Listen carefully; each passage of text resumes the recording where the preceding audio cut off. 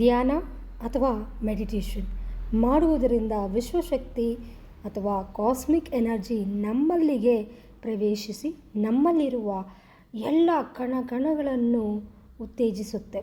ನಮ್ಮಲ್ಲಿರುವ 7 ಚಕ್ರಗಳನ್ನ ಆ್ಯಕ್ಟಿವೇಟ್ ಮಾಡುತ್ತೆ. ಎಷ್ಟೋ ನಮ್ಮಲ್ಲಿರುವ ನೆಗೆಟಿವ್ ಕರ್ಮಾಸ್, ಪಾಸ್ಟ್ ಲೈಫ್ ಕರ್ಮಾಸ್ನ ಸಹ ತೆಗೆದುಹಾಕುತ್ತೆ. ನಮ್ಮ ಶರೀರವೂ ಸಹ ಶುದ್ಧಿಗೊಳ್ಳುತ್ತದೆ. ಹೀಗೆ ಧ್ಯಾನವನ್ನು ಮಾಡ್ತಾ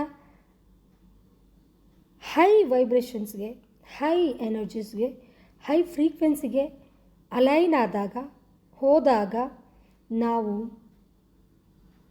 ನಮ್ಮ ಆರೋಗ್ಯ ಸಮಸ್ಯೆಗಳು, ನಮ್ಮ ಹಣದ ಸಮಸ್ಯೆಗಳಾಗಿರ್ಬೋದು, ಏನೇ ಸಮಸ್ಯೆಗಳಾಗಿರಲಿ ನಮ್ಮಿಂದ ಕ್ರಮೇಣ ದೂರ ಆಗ್ತಾ ಹೋಗ್ತೆ, ಅಂದರೆ ಹೊರಟೋಗ್ತಾ ಇರುತ್ತೆ, ಕಡಿಮೆ ಆಗ್ತಾ ಇರುತ್ತೆ.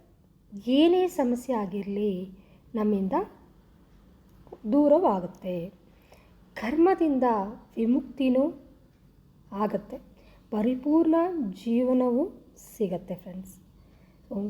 ಇಲ್ಲಿ ನೀವು ಮುಖ್ಯವಾಗಿ ತಿಳ್ಕೋಬೇಕಾಗಿರುವುದು, ಧ್ಯಾನ ಮಾಡುವವರಿಗೆ ಮಾತ್ರ ಅದರ ಒಂದು ರುಚಿ ಗೊತ್ತಾಗುತ್ತೆ. ಧ್ಯಾನ ಮಾಡುವಾಗ ಆಗುವ ಬದಲಾವಣೆಗಳೇನು, ಹೇಗೆ ಆ ವಿಶ್ವಶಕ್ತಿ ನಮ್ಮಲ್ಲಿಗೆ ಪ್ರವೇಶಿಸುತ್ತೆ, ಯಾವ ಸಂಕೇತಗಳನ್ನು ನಾವು ಕಾಣ್ತೀವಿ, ಇವೆಲ್ಲವನ್ನು ನಾನು ಈ ವಿಡಿಯೋನಲ್ಲಿ ತಿಳಿಸ್ಕೊಡ್ತಾ ಇದ್ದೀನಿ. ವಿಡಿಯೋನ ದಯವಿಟ್ಟು ಎಲ್ಲಿಯೂ ಸ್ಕಿಪ್ ಮಾಡದೆ ಪ್ಲೀಸ್ ಕಂಟಿನ್ಯೂಸ್ ಆಗಿ ನೋಡಿ. ತುಂಬ ಜನ ಅಂದ್ಕೊತಿರ್ತಾರೆ, ನಾವು ಎಷ್ಟೋ ವರ್ಷಗಳಿಂದ ಧ್ಯಾನವನ್ನು ಮಾಡ್ತಾಯಿದ್ದೀವಿ, ನಮ್ಮಲ್ಲಿ ಯಾವ ಬದಲಾವಣೆಯೂ ಆಗಿಲ್ಲ ಅಂತ. ನಾವು ಒಂದು ಪದ್ಧತಿಯಲ್ಲಿ ನಾವು ಅನುಸರಿಸಿ ಮೆಡಿಟೇಷನ್ ಮಾಡಿದರೆ ನೀವು ನಿಮ್ಮ ಜೀವನದಲ್ಲಿ ಅದ್ಭುತಗಳನ್ನ ನೋಡ್ಬೋದು, ಸವಿಯಬಹುದು ಫ್ರೆಂಡ್ಸ್. ಎಷ್ಟು ಅದ್ಭುತಗಳನ್ನ ನಾವು ನೋಡ್ತಿರ್ತೀವಿ, ಅನುಭವಿಸ್ತಾ ಇರ್ತೀವಿ. ಕಾಸ್ಮಿಕ್ ಎನರ್ಜೀಸ್ ನಮ್ಮಲ್ಲಿಗೆ ಪ್ರವೇಶಿಸುತ್ತೆ.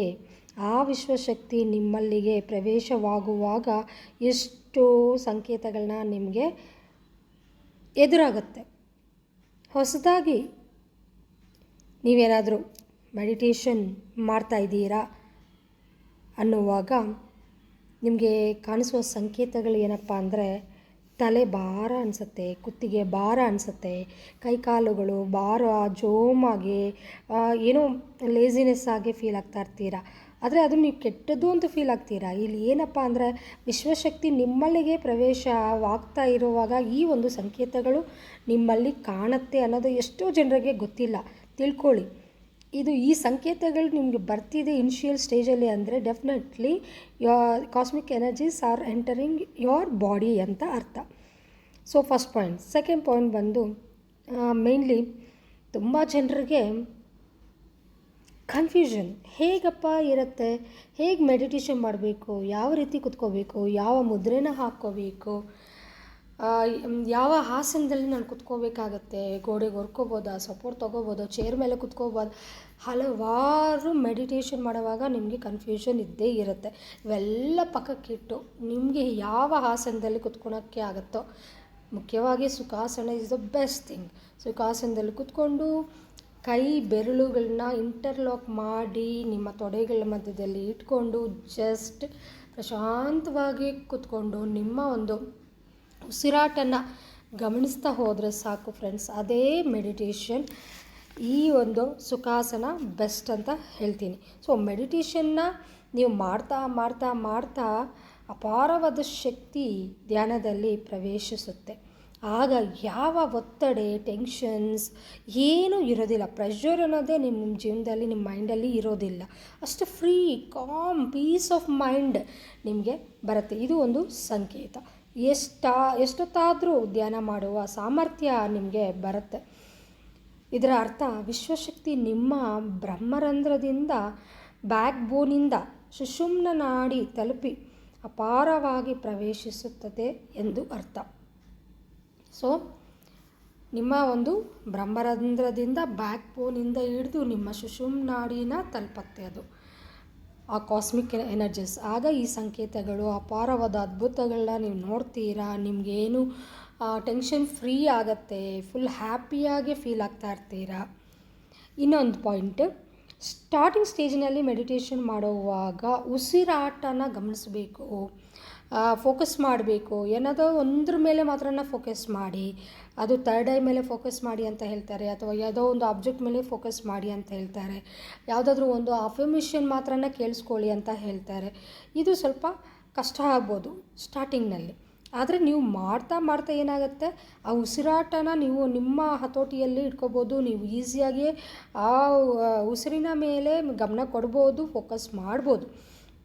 ಕಾನ್ಸಂಟ್ರೇಷನ್ ಸಹಜವಾಗಿ ನಿಮ್ಮಲ್ಲಿ ಬೆಳೀತಾ ಹೋಗುತ್ತೆ ಮೆಡಿಟೇಷನ್ನಲ್ಲಿ ನೀವು ಪಳಗಿದಾಗ. ಅಂದರೆ ಮೆಡಿಟೇಷನ್ ಅಭ್ಯಾಸ ಮಾಡ್ತಾ ಮಾಡ್ತಾ ನಿಮಗೆ ಇದೆಲ್ಲ ನಿಮ್ಮ ಒಂದು ಕಂಟ್ರೋಲ್ಗೆ ಬರುತ್ತೆ. ತುಂಬ ಚೆನ್ನಾಗಿ ಅನಿಸುತ್ತೆ ಫ್ರೆಂಡ್ಸ್, ತುಂಬ ಹ್ಯಾಪಿಯಾಗಿ ಅನಿಸುತ್ತೆ. ವಿಶ್ವಶಕ್ತಿ ನಿಮ್ಮ ನಾಡಿಯಲ್ಲಿ ಪ್ರವೇಶಿಸುತ್ತೆ. ಫೀಲ್ ಆಗ್ತಾ ಇದ್ದೀರಾ, ಹ್ಯಾಪಿಯಾಗಿ ಫೀಲ್ ಆಗ್ತಾ ಇದ್ದೀರಾ. ಏನೋ ಗಾಳಿಯಲ್ಲಿ ನೀವೊಂದು ಪಕ್ಷಿ ಹೇಗೆ ಹಾರಾಡ್ತಾ ಇರುತ್ತೋ ಹಾಗೆ ನಿಮ್ಮ ಬಾಡಿ ಸಹ ಅಷ್ಟು ಹಗರ ಲೈಟಾಗಿ ಫೀಲ್ ಆಗ್ತೀರಾ. ಆ ಥರ ನಿಮಗೆ ಸಂಕೇತಗಳು ಬರ್ತಾ ಇದೆ ಅಂದರೆ ನಿಮ್ಮ ಒಂದು ಕಾಸ್ಮಿಕ್ ಎನರ್ಜೀಸ್ ನಾಡಿ ಮಂಡಲನ ಪ್ರವೇಶಿಸಿದೆ.